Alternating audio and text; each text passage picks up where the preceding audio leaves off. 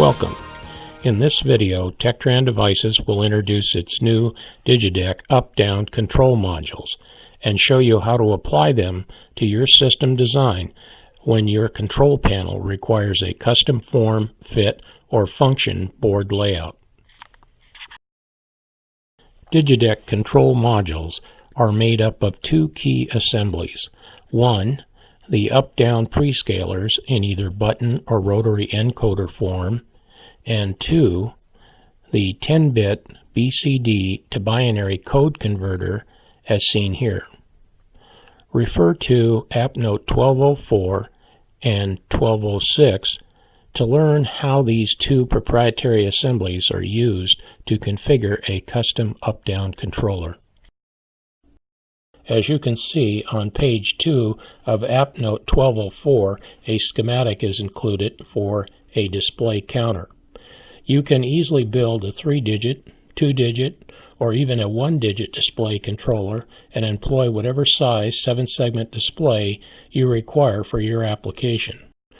Larger size displays may require buffers. At first glance, the 3-digit display counter with 0 blanking may appear quite busy, but keep in mind all these AND gates here are to accommodate field settings for the maximum resolution from 0 to 999. If you're building a display counter for a specific stop numeric, it can be configured by referring to the BCD truth table and running leads in some cases directly from the ABCD address lines at the output of each counter. Depending on your stop numeric, as you can see from this table, you may only need 1 or 2 AND gates or none at all, with the exception of the 3-input AND gate down here that sends the final stop signal to the prescaler when the maximum display is reached. For example, if your maximum display is 120, you would be able to connect leads directly to the appropriate ABCD counter outputs from most significant digit to least significant digit, and that new display schematic would look like this instead. As you can see, in this case, all the AND gates are eliminated up above except the one down here. Also, the 310 position dip switches are not required. Where the least significant digit is 0, we simply apply VCC to one input down here on the AND gate that delivers the final stop signal to the prescalers. As you may have noticed in this schematic, the layout is a mirror image of the front panel display where 1 is the most significant digit. Now let's take a look at page 3 of App Note 1204. This schematic displays the card edge connector for the 10-bit BCD to binary converter chip and the DAC output circuit, consisting of a 10-bit DAC as well as op-amps for gain and off-ground level shift settings. We can see the graph of a typical output down here. These DACs require a negative supply, and for that we are using a charge pump here. If your application has only a 2-digit display, you could use an 8-bit DAC and simply ground the unused parallel inputs. If your application requires only 1 digit or displays a numeric 10 at maximum resolution, you'll find App Note 1206 helpful. First, as you can see by reviewing page 2 of this App Note, the display counter is even more simplified. By viewing page 3, you can see how 1 nibble, or a count from 0 to 9, the BCD and binary code are the same. However, beyond 9, you can see from the conversion table here, the code changes. On this page, you can also see how when the display reaches 10, diodes are used to isolate and direct the BCD code to simulate the necessary binary code for the numeric 10.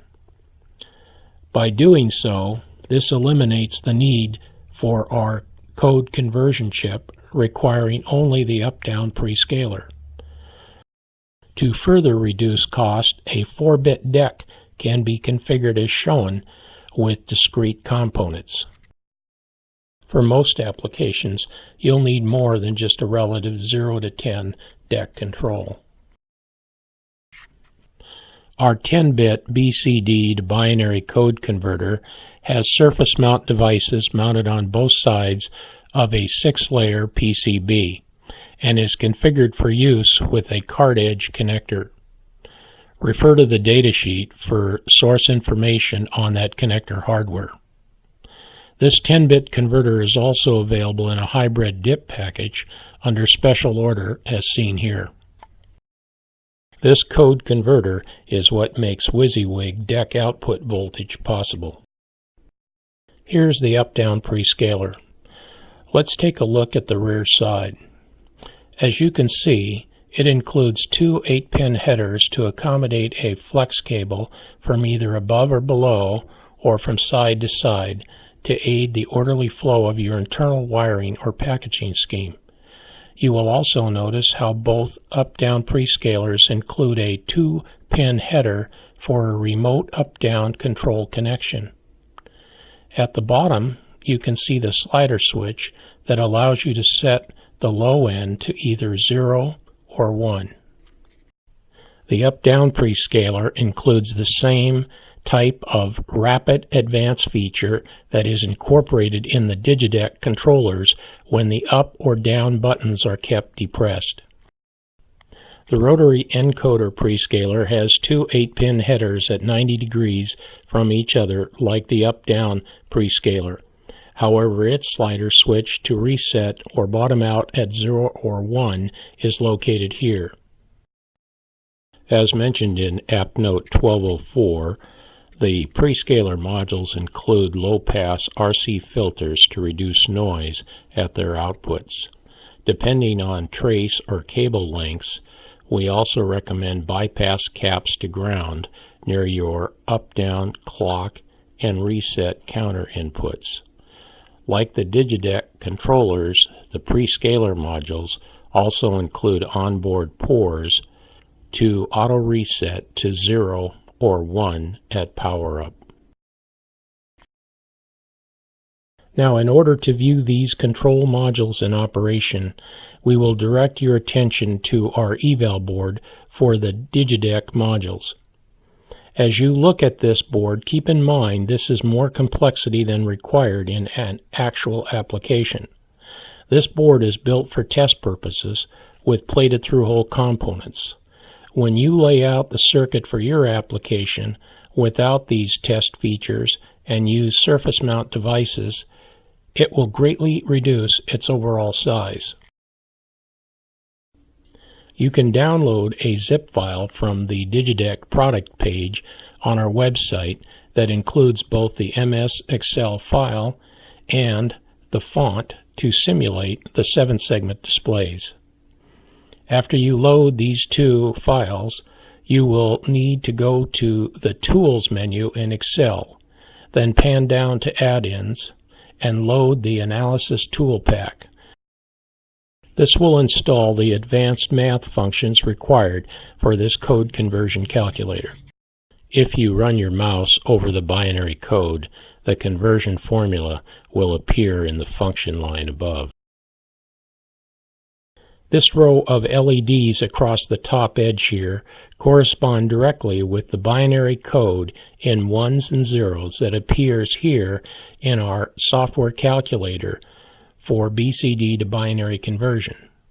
You simply change these red 7-segment fonts or numbers here, and the resultant binary code appears here for 0 to 999. A lit LED here represents 1. This view of the Eval board shows it connected to both low voltage supplies for digital and analog circuits. Notice how the grounds for those two supplies are connected at the low voltage entry ports or the trunk with separate branches to digital and analog circuits. A DVM and scope are connected to the output test points to the right here. Let's insert the card edge BCD to binary code converter and attach the 8-pin flex cable to the up-down prescaler and view the modules and this assembly in action. For the sake of time, I won't demo the Rotary encoder prescaler since it functions much like the up-down prescaler, except that a clockwise motion advances the digital display up and a counterclockwise motion advances the digital display down. Like the DIGIDAC controllers, it has 24 detents per resolution as well. Like the earlier demonstration of the controllers, we have set the level shift and gain to provide us with a sweep from 0.7 volts to 3.3 volts. This sweep is established with these two multi-turn trimmers. This Eval board is set for a maximum resolution of 100. And at 100, let's refer to the software calculator to verify the binary code is correct. To make it easier to see, I've screen captured the Excel spreadsheet, which includes the binary code, and I'll place that printout next to the lit LEDs on the Eval board so you can see how the light pattern for the binary code matches. Also, panning over to the DVM on the output, we can see how at 100 the output is set to 3.3 volts. Then as we keep the down button depressed and watch the output voltage and numeric display decrease, when the display reaches its bottom end, we can see how it stops at 1.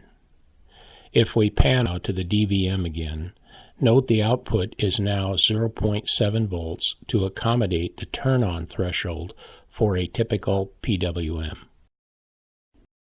Now with the up-down prescaler set to 1 at the low end, as we depress the up button you can see how the code lights flash as the numeric display and output voltage increases on the DVM and scope from 0.7 volts to 3.3 volts at the maximum resolution. Like the DIGIDAC controllers, this sweep or range from low to high could vary based on your system requirements. Also, like the DIGIDAC controllers, this Eval board includes a jumper, JP1, to disconnect the 5-volt DC analog rail for the gain and level shift op amps and power those with a 15-volt DC trim supply for a larger sweep to accommodate remote trim inputs on some industrial-grade DC converters. Let's quickly go over the auxiliary terminals on this side of the board. J4 includes a set of screw terminals for controlling various functions of the display counter externally as marked. J1 includes the auxiliary counter output terminals starting at the top from least significant digit to most significant digit to connect an external BCD to binary code converter. And J2 includes a set of terminals to provide an auxiliary binary parallel input to the onboard 10-bit DEC chip, which in this case is an Analog Devices AD7533. For example, if you build your own BCD to binary converter, you would send its output to these terminals. J1 and J2 screw terminals are used only if the card edge connector for the code converter is left blank. To learn more about all the features included on this Eval board, refer to its instruction pamphlet, which you will find on our website. There you will find information on our carrier board for our optional dual inline converter chip as well. Tectran Devices offers a wealth of information to help make the task of interfacing its DIGIDAC controllers and control modules to your circuitry as easy as possible. If you need technical assistance with your application, contact tech support. If you look at the bottom of the DIGIDAC product page on our website, you will see we offer the Eval Board you just viewed as an educational tool for classrooms as well as to our OEMs.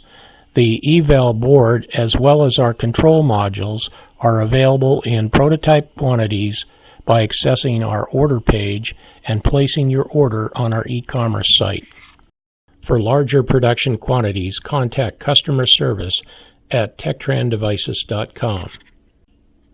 Thank you for taking the time to view our video demonstration of the DIGIDAC control modules. We hope you found it informative.